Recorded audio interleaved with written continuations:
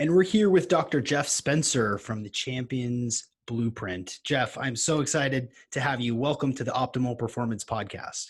Well, you said the magic word performance. Anytime I hear it, I'm interested. So thanks for the invite. Appreciate it a lot, Sean. I'm really excited to talk to you, not only because of the people that you've gotten results for, from Tiger Woods to U2 to Lance Armstrong to countless organizations, to Dave Asprey, the pre-bulletproof Dave Asprey to the post-bulletproof Dave Asprey. I'm There's so many different avenues I want to go down, but I would like to begin by shortly sort of recapping your trajectory as an athlete and then a coach, and now the vastness of expertise that you have now. If you could just sort of give everyone an idea of how you got where you are. Well, it really started when I was 7. I just wanted to be an Olympian, and I thought that'd be the coolest thing ever. And I didn't know the sport yet, but I just thought marching into the stadium on the opening day parade would be just the best thing ever. And then when I was 11, I showed some very unusual talent on a bicycle. And I realized, well, maybe becoming an Olympic cyclist is a pathway there. And so I gave myself 10 years, and I had an amazing coach that was a 3-time Olympian, 5-time national champion. And he taught me how to win. He said, winning is a skill. It's a learned behavior. And I need to make sure that you know how to win first, and then we can develop you as a cyclist. It's not about trying harder, wanting it bad enough, wanting it worse than anybody else. It's really to win, and to win big. It's deliberate, it's intentional, it's supposed to happen, it's by design. So I had a very unique interface from the early teens about what that was. And then when I started my scholastic career at the University of Southern California when I was 18, studying sports science as a educational opportunity student, because I literally came from a welfare family. And when I was 18, I had aspirations of becoming an Olympian. I was now 7 years into the 10-year commitment. Legs were getting big, mentality getting sharp, on track. And then I started school. I rode my bike to school and back. It's 100 miles every day as part of my base training. And then I did my strength training, my speed training on the velodrome, complementary to that. And then when I was also 18, I met my life mentor, meaning that he became a custodian of crafting sides of me that were outside the athletic world. And he was a trained metallurgist. He was a true Renaissance man. He was a Victorian, born in the late 1890s, was a poet, a playwright, an author, won an Emmy for a film that was done about his creative philosophy. And he was also the developer of a brand new type of art glass sculpture work that he chose me to be his apprentice. So that was really unusual. Aspirational athlete with Olympic potential student now becomes artistic apprentice to glass master. So really unique. What the gift that he gave me is that during the breaks between when I was helping him craft his masterpieces on the weekend in Santa Barbara, California, he would read poetry to me. He would read the great philosophers. He would fill me up on the classics. He said, I need to fill you up on this along with classical music. And again, the likelihood of that having any significance was remote, to say the least, but yet it did land with me, and it crafted a side to me that nobody thought was there, but he did it in such a way that it then became another lens that I was experiencing and responding to life by. And then at 21, that was 3 years later, I did become an Olympian. So that was the first box to check off the aspirations. And I think an important part about this is to say that the Olympics chose me. I didn't choose it, meaning that it just showed up. There was a gravity there. I felt a tug. I felt a calling that I had to answer, which became an important lesson for me about how I do life. And then once I graduated and completed my stint at the Olympics and got my master's degree in sports science, I became an advisor to athletes that wanted to win gold medals and get paid millions of dollars as professionals. And then I had a slew of business people come to me saying that I need to become my own champion in business to create a legacy in a life with which I'm capable. You must know something about that. Can you help me? And that's where my professional advisory began. And that was like 45 years ago. And something then interesting happened where the athlete said, my career longevity is my key to my bigger future. How do I not get injured, and how do I bounce back quickly? And then the business people said, look, I don't want to be like my same age counterparts where they're all dying of heart attacks and strokes in their early 40s. How do I avoid that?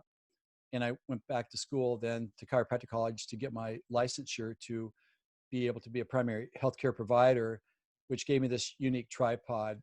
I knew what it's like to perform at the top because I lived it as an Olympian. You know, to read about it, to interview Olympians, it's not the same as doing it.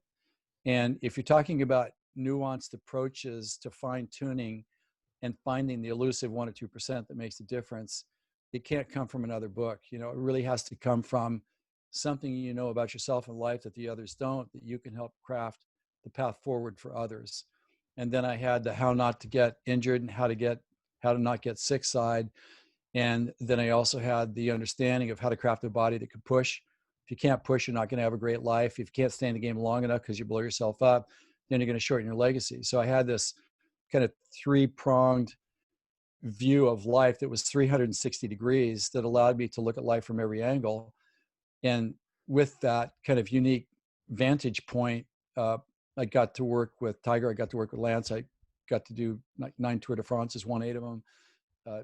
Time on Branson's Island, working with the rock group U2, preparing for world tours. I mean, kind of the list goes on and on. But to say, because I was kind of a master in the whole, WHOLE, rather than just a specialist in a part, it allowed me to oversee everything that had to go right to evolve a person's ability to perform at their highest level, at their full potential consistently over time.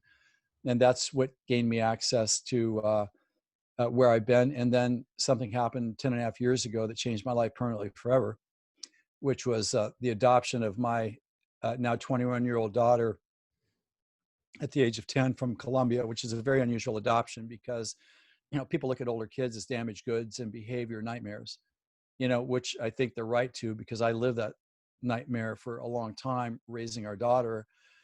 But rather than give the kid back after a year like most people do and then get divorced, like generally happens, we stayed the course. And I applied every ounce of my knowledge working with high achievers to get them beyond the stuff that's holding them back. I applied that to my daughter, and I'm proud to say that, you know, after 9.5 years of my wife crying every day because it was so difficult, that now she just completed her junior year in college. And that for sure has been my most crowning achievement of all time. So I'm now kind of emerging from that, getting back to the volume of play that I experienced previously to the adoption. So there you have it. Other than that, not much. It's just pretty average, you know.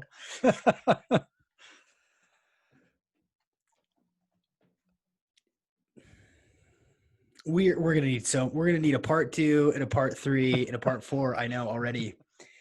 Um, can anyone, regardless of their background, get get themselves to a level of being a champion?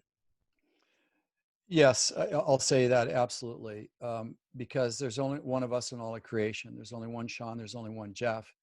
There's nobody like us in the complete miracle of the human species, which uniquely qualifies us to do some extraordinary things that at our full potential will manifest a legacy of value and showcase our uniqueness. And the other thing that every one of us does have a champion side that does want to create a life of value and contribution.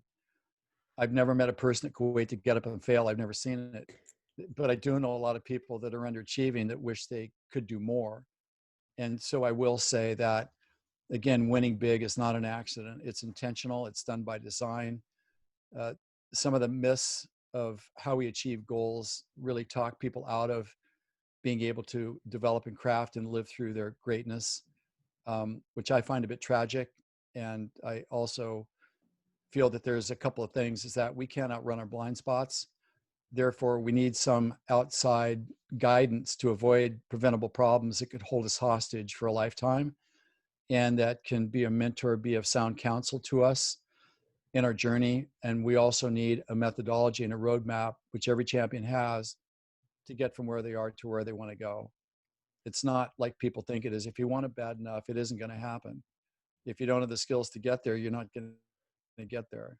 So again, the answer to that is yes, and yes, and even more yes. We Mhm. just need to understand the process better. Yeah. I know that, this is a unique time in human history. We're all dealing with adversity. Every single person on the entire planet is facing a totally historic event, and I have a suspicion that there is going to be a disparity between the people that choose to take this as an opportunity to grow and to achieve and to set clear goals and to execute upon them, and those who kind of sit back and wait and hope that things turn around for them. When you talk about goal setting, I know that you have a unique framework for goal setting. Would you mind walking us through your goal setting framework and how this may be applicable for the average person who is just trying to make it through this tough time? Yeah, well, thank you for that. And to only say that, like in the champion space, and I'm not saying that that's just athletic champions, we have ourselves as potential champions in any domain that's of interest to us and any significance. There's a really important distinction here is that goal setting is only goal setting. And goal setting doesn't mean or guarantee goal achievement. They're two completely different things. And yet, most of the courses out there are all about goal setting. And it usually goes get the biggest goal that you can think of. What's your moonshot at 5 years old? You should know what that is. Maybe have 10 or 20 moonshots. And my deal is, well, wait a minute. I think before we go after the big ambitions, why don't we learn how to achieve goals first, so that we have some assurance that we know what's coming to avoid preventable problems that allow us to get to where we want to go in a reasonable time with appropriate effort. And so after maybe 30, 40 years of working with high achievers, I had a lot of success, and it wasn't about the discipline. Because, business, don't ask me about pencil sharpeners and ink cartridges. I don't know. What club should Tiger use? Don't ask me. Ask his putting coach. But the process of creating greatness in a methodology and a path to follow, I've actually cracked the code and decoded that. And that's a process by which goal selection is part of it, but it's only one part of it. So let's say that you come to me and you want to win a gold medal, I would say, well, okay, there are kind of two major things that we need to do here. And that's the champion's golden rule. You do the homework and the test is easy, meaning that we prepare well and then we perform to achieve it. Two parts of this: the preparation creates the readiness, the execution of it is in the performance side of it. And so at any point in time, we're either preparing or we're performing.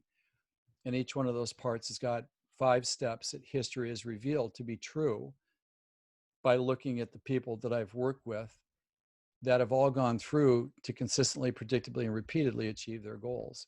So if we look at the preparation side, preparation kind of has 5 steps. Number 1, do you have goal clarity? Are you pursuing the right goal? There's big goals, there's big hard Darius goals, there's moonshots, there's average goals, there's stretch goals, there's big goals. So do you have the right goal? That's the question. It's not about the smart goal, it's about the right goal. If you have the right goal, then there's much more likelihood that you're going to achieve it.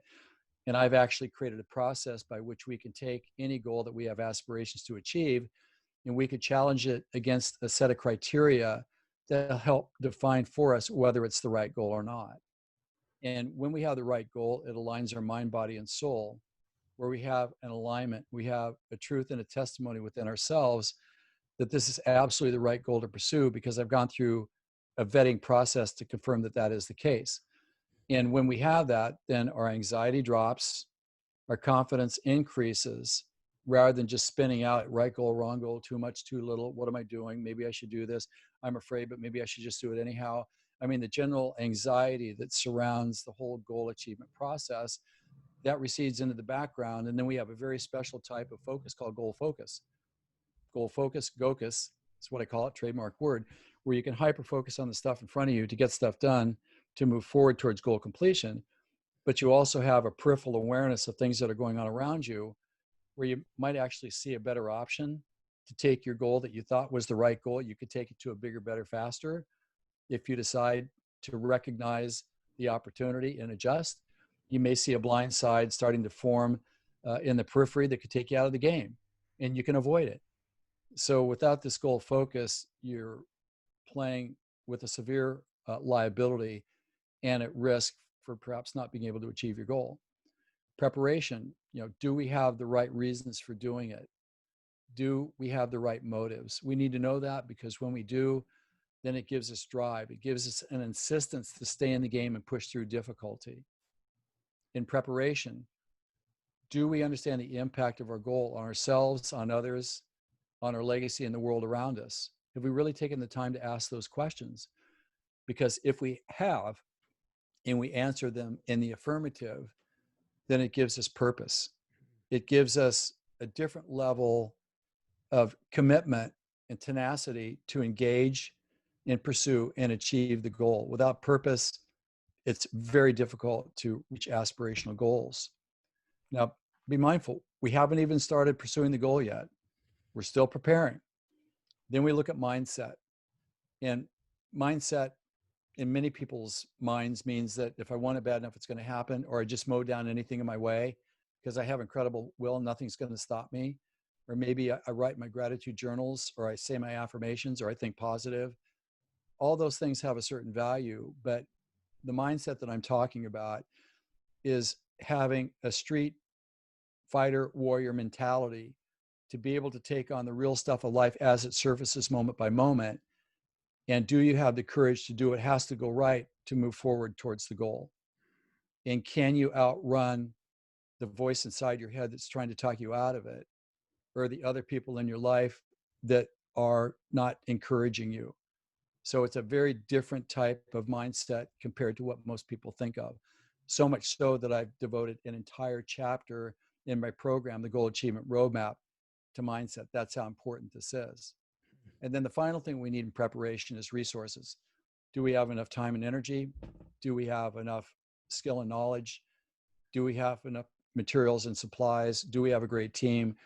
Do we have actually a roadmap, a plan to be able to follow to get to where we want to go?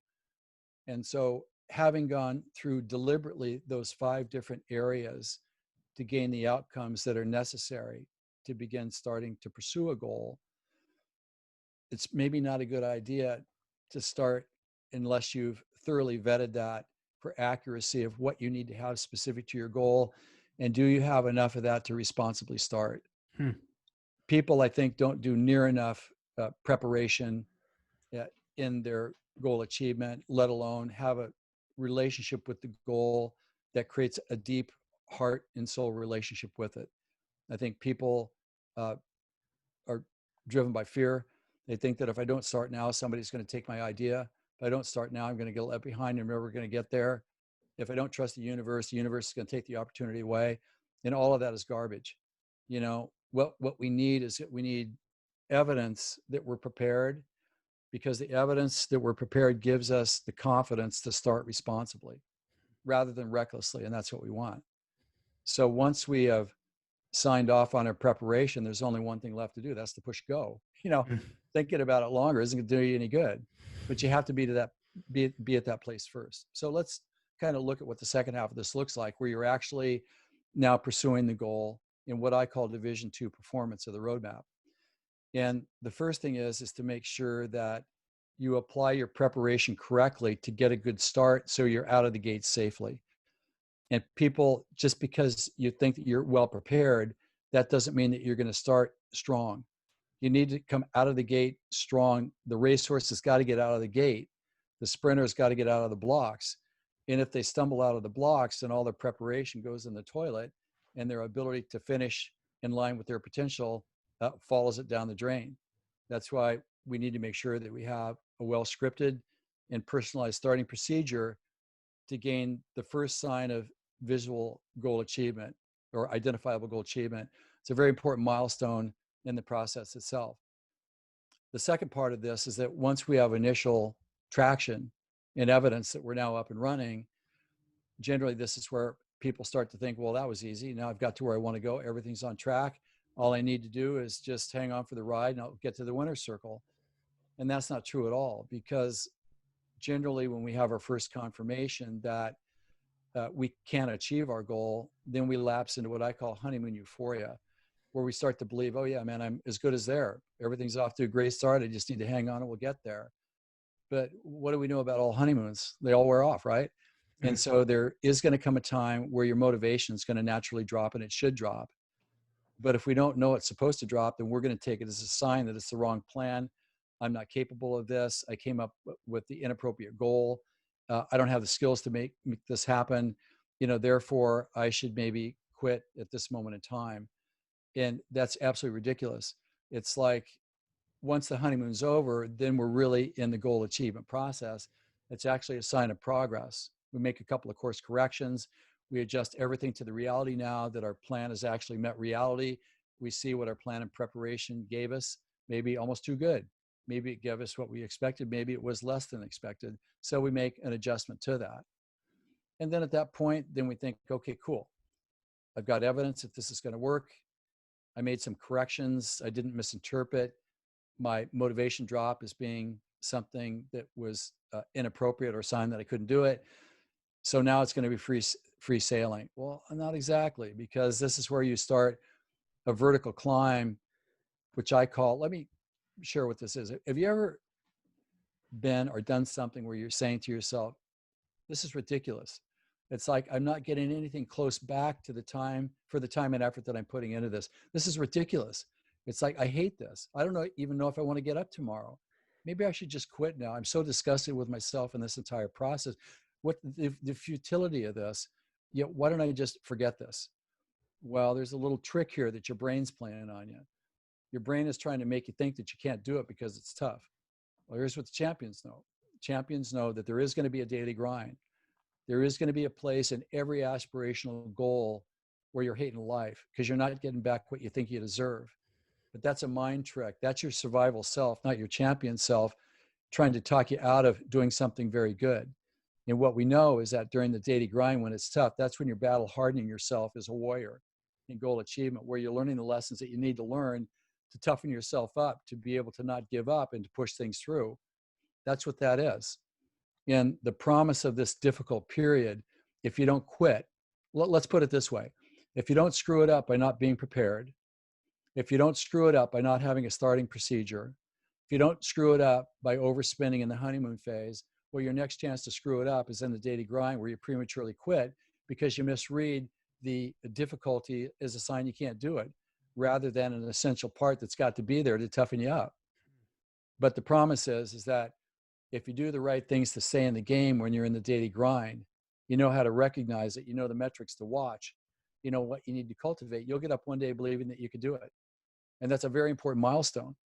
And when that happens, then you just need to have another experience that confirms to you that you can achieve your goal. So for example, myself, once I kind of had belief that I could do it, there was still a little bit of a doubt, but I knew that if I beat a national champion or an Olympian in a national championship, then I could become an Olympian. There was tangible evidence that I could do it.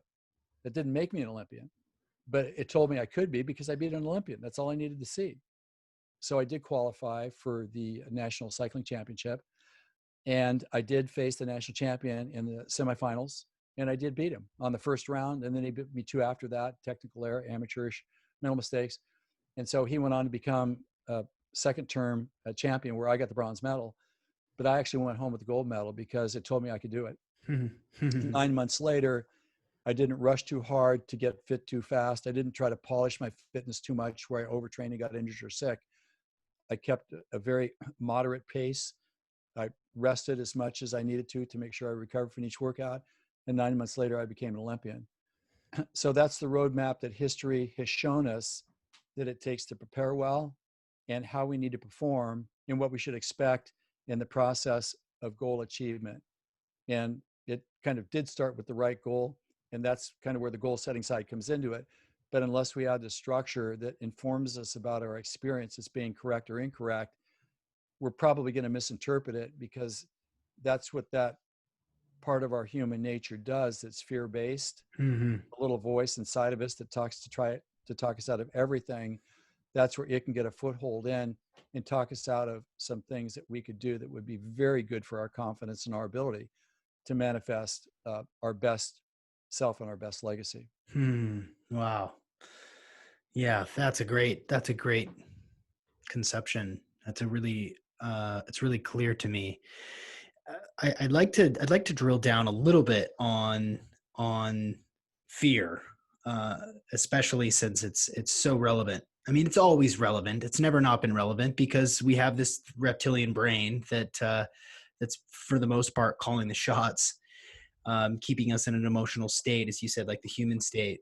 And for folks who are just having a heck of a time managing their fear, fear around not being able to anticipate what's going to come next, financial fear, health fear, familial fear, just media enhanced levels of fear and tentativeness that just keep people from even, you know, taking off, changing out of their sweatpants or shaving, or, you know, like, let alone going out into the garage and swinging some kettlebells around or jumping on a stationary bike. Um, what are some techniques, or how do you think of some approaches that people can, they can immediately use to begin to transcend that ever present sense of foreboding and fear that so many of us are coping with right now? We first need to understand the nature of fear itself. And the way that I see this is that we have a human nature because virtue of the fact that we're human, and human nature is very predictable. If you see this, you can be guaranteed that 99% of all people will act like this, and that's how they'll interpret it. But what I want to say about this is that the way human nature is made up is that we actually have two mindsets that make up our human nature that are at war with each other 24 hours a day for control over our thinking and our decision making. Let me explain. We have a high speed biologic fear based response to imminent danger that's only designed for survival and self preservation. And that's our first instinct. And because in times of imminent danger, we need a high speed reflex that can take us out of harm's way faster than we can think, that's transcendent to normal neurology, that's very slow. And so, an example, have you ever slipped on ice and your hand knows where to put itself to break the fall, but you couldn't think fast enough to put your hand where it needed to go? You ever had that? Sure, yeah. Yeah. Well, how about a car driving through an intersection? Somebody runs a red light, but you know how to turn the car to avoid the collision. But again, you look and like, where did that come from? Right. Well, I mean, clearly something was listening and deliberate and purposeful in that response. That wasn't just a random quirk. And so those were both survival mechanisms, correct? And Yeah. we could also take this to the verbal dimension. Is anybody on this podcast ever thought about saying something to someone that sounded really appropriate at the time, and then you said it and you realized 1 second later that was a really stupid thing to say? Why did I do that? I wonder if I can ever bridge the gap that I just created. Can I take 5 seconds back, please? Yeah. That seemed like such a great idea at the time. And it was faster than I could think, correct? It was an impulse that seemed right. Right. Well, it may be right for survival, but it may not be right for creating excellence. So we do have experiential evidence that there is something faster than we can think that does protect us in moments of where the necessity is to survive. We can't deny that. Uh, when we look at that, it's about survival. It's not about excellence. If you want to win gold medals or create a life of significance, if you respond to life through that, then you're dead, because you can't get there through fear and survive. You can't get there. But the other side of this is that we do have a human nature side to us, which is the counterpoint to this, that does want to create a life of significance and a life of value and contribution. I've never met a person that quick to get up and fail. I've never seen it. But I know a lot of people that, again, live lives of despondency because they're not able to connect their talents with tangible life results, you know? And if you ask anybody, if they're really honest with you, they'll say, well, they want to be famous. Well, why? Because you want to be recognized, you know, is valued and is of significance. And there is a spawning instinct in us that's perhaps even stronger than the voice inside of us that tries to talk us out of everything, that does want us to contribute, that does want to leave our mark of our uniqueness. And so these two forces, let me ask everybody this. Have you ever just 24 hours a day felt a low grade anxiety about life? You just feel kind of out of whack, you know, just you have, you know, moments of clarity and flow. I get that. You have moments of high turbulence, but then there's kind of a background uneasiness. And that's the tug of war between our survival nature and our champion's nature. And the question is, who are you going to listen to? Mm. Are you going to follow your survival impulses? Well, if that's the way you're going to do it, then just planning to have a life of mediocrity. If you want to follow your champion's nature, that's uh, really geared towards the creation of excellence and value and transcendent performance, well, then you're going to have to override the human side because the survival instinct is high speed. It's faster than you can think. And so you'll have to override that, which you can through the application of the things that have to go right. So we have these two parts to us. So if we Mm. kind of look at this through the eyes of, well, what would our experience be with this? So let's say I give you an opportunity. Well, what's your human nature, high speed, fear based response going to respond to that opportunity with? Well, what do I stand to lose here? Hold on a second. I don't know if I want to do anything. This is too risky. You know, it's like, or I want everything for myself. I don't want to share. There's not enough room for every people. So I'm going to hoard for myself. I'm going to hold on to something I'm not going to tell you about. So if everything dries up, I'm taken care of and you're not. Ha ha. I don't want to hug either, by the way, you know?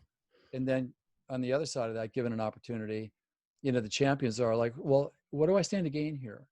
You know, they're playing a good offense. They're not playing a bad defense. They're playing a really good offense. Like, what do I do with this? Can I actually demonstrate something that boosts my capacity? And can it be a case study for other people to emulate? Because if I can do it, they can do it. So it's a completely different biology with different outcomes. Fear-based response, mediocrity. That's the best you're going to get. You're going to be frustrated and you're going to live your life through impulse. You know, a lot of people see, they identify that with them, correct? Well, that's just me. I'm just born to be overreacted to everything and lash out. Mm. That's garbage. You weren't born like that. You know, you've aligned yourself with that high speed reflex. It's not you, that's survival based. You're a prisoner to it. You know, I don't think that's the real you. I think that's the imposter you, if you want to know the truth. Where on the other side of this, I think people have got the imposter syndrome wrong, actually. So if we look at the idea of this other way of looking at life that we have to apply to maintain, which is the champion's way. The champion's way is we know something about life and ourselves that others don't, that allows us to transcend our survival impulses, that allows us to create greatness. But to do that, we have to apply it to override the natural tendency to respond through means that historically have never proven themselves to deliver on their promise. So why I bring this up is this is the way that I see it, like right now, is that right now we're in a difficult spot because of the virus situation. It's not the virus, it's the way that we responded to the virus. You know, it's the way that we responded to it, but we're not going to have a discussion about that.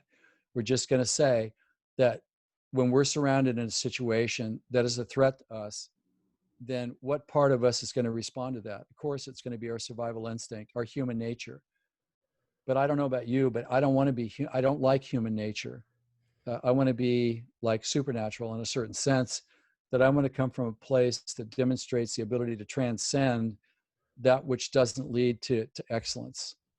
And so when you're in this situation, the paralyzing fear of being left with less than or being left behind is our primal human fear of being left alone, no contact, banished to the phantom zone. So what's our antidote for this? Is that rather than sit and play good defense and wait, because when we wait, it opens up the opportunity for the default fear instincts to play havoc with our mind that will catastrophize everything. Mm. Our anxiety goes up, our health goes down. We don't show up and be the person that we want to be or people deserve for us to be. Everything gets turned upside down. These are the champion secrets. So listen up, everybody. Number one is that every champion feels like that because they're human. There are no exemptions from that. How do I know that? Well, when I work with you too, sometimes before they go on stage, they're like lunatics because there's a lot of pressure, right? But when they go on stage, they know what to do to execute what has to go right to make it through the eye of the needle. So it's kind of the same thing for us. Don't expect to be fear-free to then be capable of taking action. And that's what our survival instinct tries to make us think. It tries to make you think and me think, well, you can't take action now until this calms down. That's not true. You could take action right now on what has to go right while that subsides. And that's what we actually should do. Because as long as we're trapped by the mythology of that, then we stay stuck and our fear grows and our difficulties compound. So first off, to recognize that our survival instinct, you can't shut it off. It's on 24 hours a day. It's with us every every moment of our life here on this planet. You can't shut it off. You just have to put something in front of it that then controls the actions that leads to the outcome that we desire. So that being said, is there a reason to be fearful? Yeah, when you watch, the stock market, drop 30% like in a day, yeah, that's a reason to put anybody on edge, because you're thinking, how do I take care of my family, et cetera. This isn't about the stock market, but it's about us. And so what do we do with this? We immediately get into solution, meaning that, okay, I'm here. What do I need to do now to not dig a bigger hole for myself by overreacting? What do I need to do to stop the hemorrhage? And that's what we take action on immediately right now to prevent a further decline in function or whatever. Very first thing. And then what you do, then you gather those people that are in your fear influence and you describe to them what our strategy will be over the next given period of time. I said period of time, meaning that, okay, right now we don't know where this is going. For us to conjecture where it's going would be foolish because all that does is increase our anxiety, which reduces the accuracy of our decision making. So why don't we not do this? Let's let the feathers settle on this a little bit. In between now and then, let's give it 2 weeks. And during this 2 weeks, this is what we're going to do. A, B, C, D, E, F, G. So when you name a block of time, your mind can understand what it needs to do for that set period of time. But if you just say, well, let's just see how it goes, then that's an open-ended loop that your mind then starts to catastrophize. But if you bookend it for the next 2 weeks, like May 26th through, there is no May 36th, but into June, then we can work with that because it's a known commodity that we can fill with things that seem reasonable to do. So that way we're still playing offense in a situation where most people are going into the cave and isolating and not being part of the game, and they're losing ground and their fear is escalating, and how they're performing now becomes the not them, the imposter them, rather than the real them that could be demonstrating leadership at a time that's unprecedented, like in human history. So getting into solution and exploring every opportunity in a responsible way to make sure that we have the necessary assets to do what's reasonable for the knowledge that we know, like right now. You don't need to know everything to take the right actions for now. It's not necessary. And I think to me, that's the most valuable thing that you can do. And then you start to conserve your resources by every means possible. Everything gets shut down that's not essential to hang on to the resources, and you just look at this as a temporary question that will be answered in time. And then we'll decide what to do with it as we're getting more and more information. But, the mind wants security and it'll do anything for security. But sometimes you can't give yourself security, but don't start guessing about what it could possibly be. Because then when you catastrophize, you drag yourself and you drag everybody under the water. It's like, we don't want to do that. So anyhow, that's kind of a description of some things that I think that are really important. It's like, if you understand that side of us, then you'll have a lot more compassion on us as individuals, as humans, Right. in how we make decisions. That's kind of what my DNA is all about. I'm not interested. Like my daughter, every day she went to school. When we adopted her, she didn't speak English. We didn't speak Spanish. We started with sign language. She had no school, and her life was a living hell for the first 10 years, with brutality, getting beat up, blood drawn, and every cruelty you could imagine was her life for 10 years. And still, like when she left to go to school every day, when she didn't understand English, I told her, don't be average. She didn't even know what that meant, but I wanted to start etching her mind to hearing hearing these words: don't be average, don't be average. And there were some challenges, of course, in raising her. She was raised as an animal and a thief. What do you expect? So there's going to be a little, kicking and, little challenges, getting beyond that. But the point is that I think we need to make a decision. Do you want to be average and natural in this situation, or do you want to be human, or do you want to be superhuman, supernatural, not for your own sake, but to demonstrate for you that you do have a say in your life and what the quality is going to be, and you are going to demonstrate for people a real example of what's possible. To me, that's a reason enough to do it. If you can't do it for yourself, do it for other people, Hmm. so that people have a certain level of belief in humanity. It's not waiting for some expert that's never lived to come out with some statistic, that may or may not be correct or relevant for the context. So I think we really need to look at this in a slightly different way. Wow. That that I'm struck by your clarity. I'm not surprised by it. I'm struck by it. And the idea of striving to be superhuman, to be your best, to be even better than your best. Yeah. If you can't do it, if you can't do it for you, if that's not Yeah. enough motivation for you to work harder, to put the time in, to think, to recover, to keep your anxiety lower and manageable, to make the right choices on the right path to the right goal.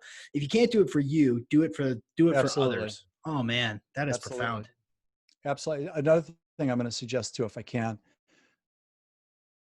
is that I learned many things from raising my daughter. Uh, my wife cried for 9 years and 9 months. It was so difficult. It was hellacious, to say the least, on many levels. But I didn't blame my daughter for that, because my daughter was only reflecting the presence of being that she was around and how she was treated. And I realized from that the most important decision we can make any day is how we're going to show up for others, and when we find a way to come from our highest self to be the person that people deserve us to be, Hmm. it helps them because we're showcasing a possibility that calls them to a higher game. But it's also really good therapy for us, because it allows us to break the chains of our past, where things that once worked or maybe have become obsolete, the shelf life has expired because they're no longer serving us well. That's like a way beyond that. And a lot of people would say, well, that's not really me. That's garbage. That's the real you. That's the champion you. What are you talking about? The imposter you is the one that's temperamental, that throws a tantrum, what, like the world's supposed to revolve around your little diva quirks. I mean, I'm sure. So let's get over it. So I just feel like, right now, if we can make a conscious decision every day how we're going to show up, despite the external challenges, and never forget who we are, then on the other side of this, we will emerge as an entirely different person. Hmm. When I was raising our daughter, I had to cut my income in my business reach by 90% overnight, when I realized how difficult it was going to be. I said, nope, if I'm going to be a gold medal dad, which I am, that's my DNA. I'm not calibrated towards the bronze medal. I'm not saying there's anything wrong with that, but my aspirational level is not that, because I just don't have the DNA for that. And so I realized you got to do what you got to do. That's kind of like the Olympian way. Whatever it takes to get through now, that you're guided and you have to do to get through now, perfectly as revealed to, that's where you got to put your faith, and that's where you got to put your time and your effort, and that's where you got to put your work in. And so I did that. And, driving around a 15-year-old car, being Lance's guy, helping win 8 Tour de France's and doing all this other stuff, it may not have made sense to people from the outside, but I knew why, because every ounce of resource that we had, went to the tutors, the doctors, the psychologists, the coach, everything that we needed to keep my daughter in the game. We were literally paying for a staff of 20 people, not to do her work for her, but to keep her in the game long enough because of the depravity of her experience to have a chance to catch up. Hmm. And she's a brilliant kid, but if you can't get out from underneath, if you're drowning, there's no life preserver, you can't get there. So my point is about this is that, even though I was living perhaps in a way that didn't make sense to people, knowing what I was doing and giving to others, but they didn't realize where the resources and time and effort were going to make that happen, I was okay with that because I didn't forget who I was, and I made a conscious decision based upon my daughter to say that it's unfair for us to heap any additional burden on anybody, because life is difficult enough just us going through it by ourselves. Hmm. More than zero people in a room, there's trouble. So I just want to say that right now you could decide what type of person are you going to say about you on the other side of the virus. Is it going to be I couldn't get beyond my fear-based human nature and I was a prisoner to that? Or is it going to be I was faced with an option that I chose to do things that didn't come naturally to me because I didn't want to live a natural experience and whine and snivel and complain and be fearful.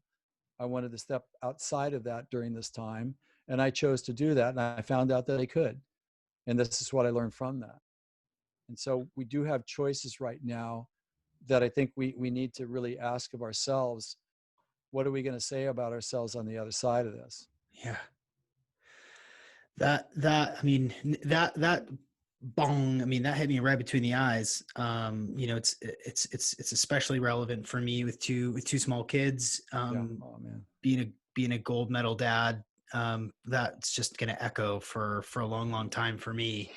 But I think a really important key takeaway for both myself and for others is what's important to you, and if what do you have to say no to in order to be better in another area. And I think a lot of folks keep up with the Joneses, and they just sort of assume their consumption, they assume their lifestyle, they assume certain roles that they think they have to play, clothes they have to wear. They believe that they have to present in a certain way, and then they wonder their why their relationship with their family is challenged, or why they can't recover, why they can't get a break. And to hear someone like yourself say, I had to cut it by 90% in order to allocate my time and Yeah. attention and resources to be the sort of father that I know I can be, Yeah. that's really important. And I think that for people listening to really think about what they can let go of, what they should let go of right now in this moment, in order to be the person that they want to be in now and in the future, and on the other side of this virus. If it's an expenses thing, or a lifestyle thing, or just, if you're staring at your phone all day every day, and you're home with your kids and your kids are there and they're just watching you look at your phone all day every day, like, make some hard choices that are aligned with the person that you want to become. I think that's really important for people Yeah, to hear. it is. It's a great anchor too. And just a couple other things I'll share, if I may, is that um, I think it's really important to take whatever you think that you need and throw it away. Cut up the teddy bear, throw the teddy bear away. Just try to. I mean, anything that you think that you need, do without your vitamins for a month. Find out that you're not going to die if you don't take your vitamins. Because we invest our confidence in so many things without ourselves, that we have no confidence in ourselves, most likely. I see this a lot, so I just feel like the things that we think that we need, just do without them Hmm. for a while. And you're going to realize you're not going to die, and you don't need a lot of this stuff. And the other thing I would say is that, you never discount the possibility of a miracle. You always have to hold that as an X factor that you never let go of. You can't command it to happen. You can't anticipate it. It's a gift if it shows up, but you always hold space for it. because you never know. Yeah. And in the meantime, you do it the old fashioned way. You show up and you keep putting like one foot in front of the other. Like I told someone the other day, it's like, you got to earn your sleep at night. You got to put in a good day's work to know that you deserve to sleep. You got to earn it, man. You know? I like that. For real. That's what I said. Well, and from a performance standpoint, that's going to resonate. You know, the people listening now are highly active, high achievers. They've got a good engine, right? They work hard. That's great. They likely play hard, and they know what that feels like to have a sort of I melancholy, know. listless day and get ready to go to bed, and they're not tired, and they're Yeah, man. thinking, I skipped my workout today. I didn't put my time in. I didn't earn the recovery. Yeah. You just feel like, you shortcut life. You just don't deserve it, So, those are things that I think that are really important right now, and not to prophesize what the future is going to be like and catastrophize. Just step into it day by day and do it. It has to go right to keep momentum moving forward. Conserve your mental and psychic and physical energy as much as possible. Be a great demonstration to other people how to embrace this with dignity and confront reality head on, but to show a level of composure that may not be natural for you, but it doesn't have to be. To go back to the imposter syndrome, let's get this straight. Like, imposter syndrome is the way that it's traditionally understood is that I don't feel like I'm capable of doing something, but I am, therefore I'm a fake.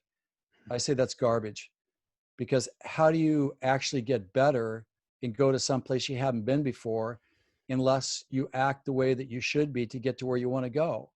You can't call that an imposter. The imposter is our human nature side that talks us into things that aren't real. Like, I'm afraid, so I won't even try. I whine. I mean, those are typical human nature. Oh, I got to be perfect to do a good job. Garbage. So when we talk about this kind of imposter side of things, a real important part of this is that you don't need to be the perfect person to say the perfect thing to that which a person has to hear from you. Let's get that straight. That's not being an imposter. That's a disseminator of information that's of intense value for the receiver. That's got nothing to do. I had a woman come to me that was an expert in digestive tract health, GI stuff. She said, I'm ashamed because I'm this world leading expert, but yet I have digestive tract problems that I can't cure and nobody knows what to do with it. I feel like I'm an imposter. It's like, what? Let's get this straight. You're an expert because you're an expert. What does that have to do with you having digestive tract problems that nobody can figure out? It's two separate things. So what drives me crazy is that we have this human nature mythology of assumption about what things are when it's not it to begin with. Like, honeymoon euphoria. Oh my God, I'm going, the honeymoon's worn off, therefore bad marriage. Well, who came up with that? I mean, that's like, now we're getting to reality.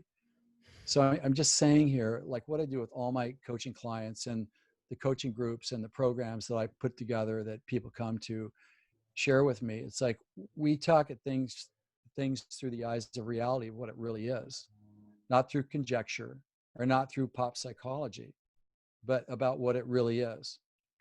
And I just feel like we need to hold that level of conversation right now. And the champions have told us a lot. They don't do anything that doesn't work. So we can learn a lot from them. Yeah. Yeah. Oh man. Yeah, we've got to do a part 2 and a part 3 because there's so many different places I want to go, but I want to be respectful of your time. Before I ask the last question, which is a fill in the blank question, which is Mm-hmm. purposeful to put you a little off balance. Everything's fair, Yeah.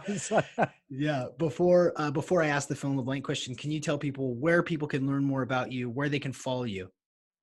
Yeah, thanks for asking. One thing I'll say here is that I created actually a PDF, and it's called How Not to Blow It Just Before You Win. And the reason why I wrote that is that what I see is the normal, is that when people get to a place where they can actually have a major personal breakthrough, they blow it every time. And so I wrote this white paper because I don't want you to do that. And it's 27 pages. It's almost like an art piece. I'd love for you to have that and read it. The 3 things that you have to do so you don't blow it just before you win. And you can get that by going to www.drjeffspencer.com. That's DrJeffSpencer.com/1. I'm sure Sean will put that in the notes, but drjeffspencer.com/1. And while you're waiting for that PDF to arrive, it'll take you to a video that will actually give you insight and take you on a tour through the champions, the goal achievement roadmap that you can actually see right here. That's the roadmap right there. There's like a 30-minute video that you can look at that explains in explicit detail what the structure and the nature of this is. And I think that you'll find that as a great complement to the conversation that we've had so far. So thank you, Sean. And also, if you'd like to send me an email, just jeff@drjeffspencer.com.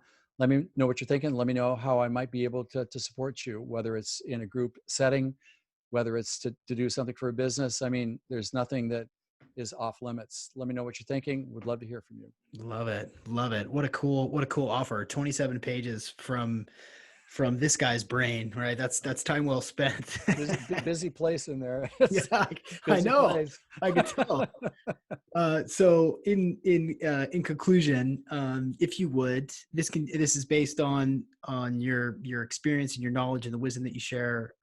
Feel free to elaborate as much as you'd like, and please fill in the blank. Everyone would benefit from knowing.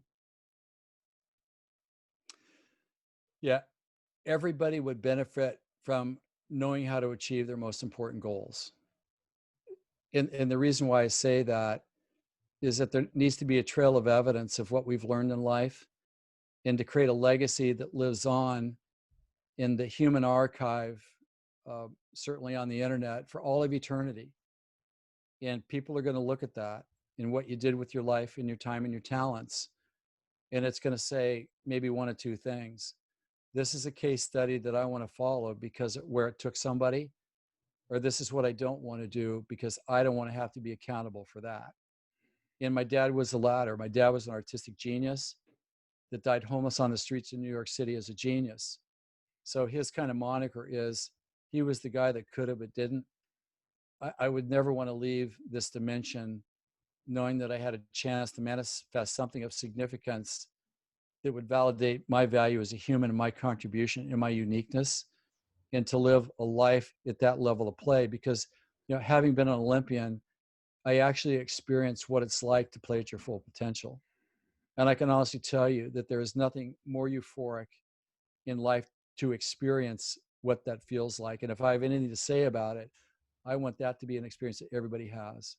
So that's what I would say. And thanks for the opportunity, Sean. Beautiful. Dr. Jeff Spencer, thank you so much for joining us today on the Pleasure. Optimal Performance Podcast. Let's do it again. Thanks. Yeah. See you, everybody. And that is that.